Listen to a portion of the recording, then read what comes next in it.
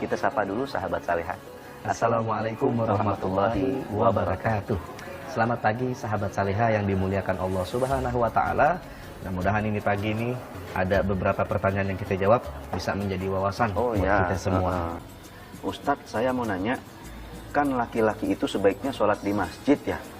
Nah, bagaimana ya caranya bilang ke suami biar selalu rajin sholat di masjid? Terima kasih Ustadz. Nah, biasanya memang kalau menasihati suami itu susah gampang ya. Takut nggak diterima dengan baik, Takut tersinggung, takut merasa kurang sopan nasihatin suami, kan begitu ya? Iya, karena memang sifat dasarnya laki-laki itu cenderung punya karakter pemimpin. Ar-rijalu qawwamuna 'alan nisa. Laki-laki itu pemimpin bagi setiap perempuan. Jadi agak susah ditemukan kalau pemimpin ditegur sama bawahan gitu kan, susah. Jadi begini caranya. Yang pertama memang nasihati itu perlu. Dan sang istri mesti tahu bagaimana cara nasihat yang baik, dengan kalimat yang baik, di dalam momentum yang baik, dan suasana yang baik pula. Sehingga suami bisa menerima masukan dari istri. Yang tahu kondisi hati suami itu lagi bisa menerima masukan istri. Ya. Ya kan? Dan memang mereka sudah hidup lama, bertahun-tahun, visi misi udah sama, cocok. Paling tahu mood atau enggaknya suami ya istri.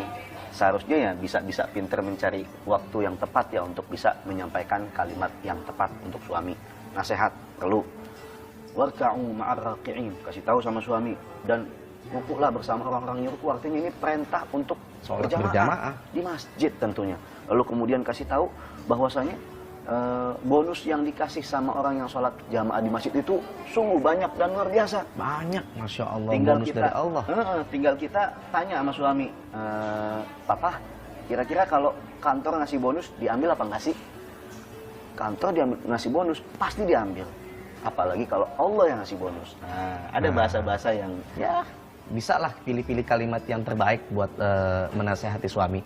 Terus juga kita bisa ngasih teladan. Ya. Kita dulu nih, sang istri dulu taat, terus sholat tepat waktu, ngajarin anak, juga biar anak sholatnya di masjid. Lama-lama yang namanya suami malu sendiri. Dan akhirnya dia berkaca dengan keadaannya. Oh iya nih, nggak baik nih kalau begini nih. Masa anak sholat di masjid, bapaknya enggak. Nah akhirnya dengan nasihat-nasihat yang seperti ini, masukan-masukan yang dengan cara sifatnya lembut seperti ini bisa masuk.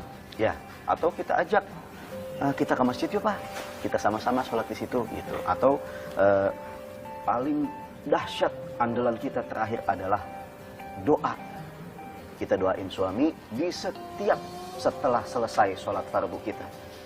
Doa yang akan pasti diterima Allah Subhanahu wa taala, doa yang disampaikan seorang istri untuk seorang suami. Nah, insya Allah dah, yang punya suami nggak sholat di masjid dengan cara seperti ini, insya Allah semua suami bakalan sholat berjamaah di masjid. Ya, pokoknya yang penting kita minta sama yang memiliki hati suami kita. Siapa?